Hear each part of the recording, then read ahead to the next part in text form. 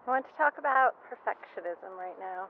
So, there was an article in the Harvard Business Review about perfectionism and how it can ruin your productivity.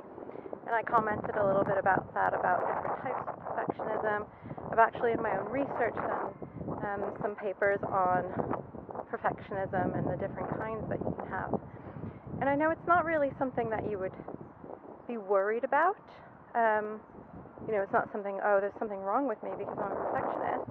Obviously, it serves you really well, right? So it serves you in your work. You have to think about, well, is this the right thing to do? Do I have the right report? Maybe I need to practice my presentation one more time before I meet with the stakeholders. Those are all good things because it means that you're making sure that your product is of good quality, right? So perfectionism isn't always bad.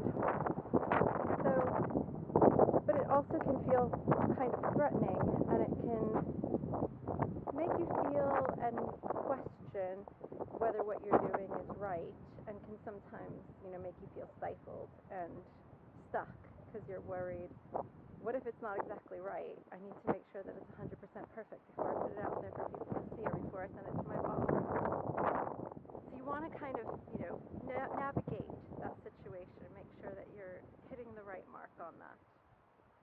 I think also being a perfectionist can make it so that you're really alone and you're not using your networks or you're not using your team in the best to their ability.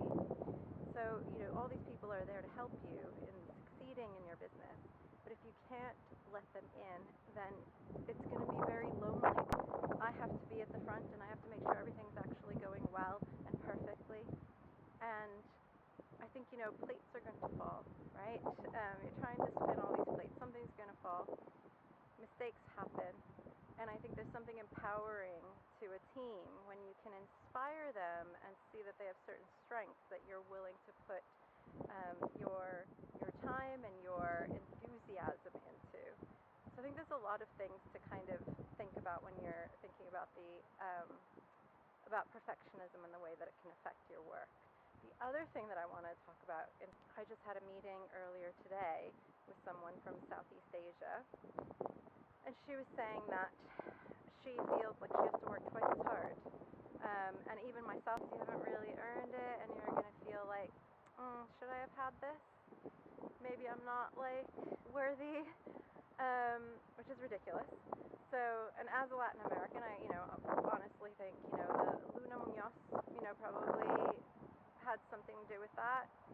If not, could be anything, but they did apologize about 7 years later. They said, you were treated horribly, Luna. So, yes, there's times when you are asked to be more than perfect or to outperform other people or outperform your best because there's, a prejudice about what people can do or from your background, whatever that is. But then there's also the drive for achievement, and those things matter. You've got, you don't want to be stifled by the things that you're being told by your brain about be careful, do good work, you need to achieve and strive. But we also have to recognize that there's thoughts in our brains that are sometimes, making that fear and that worry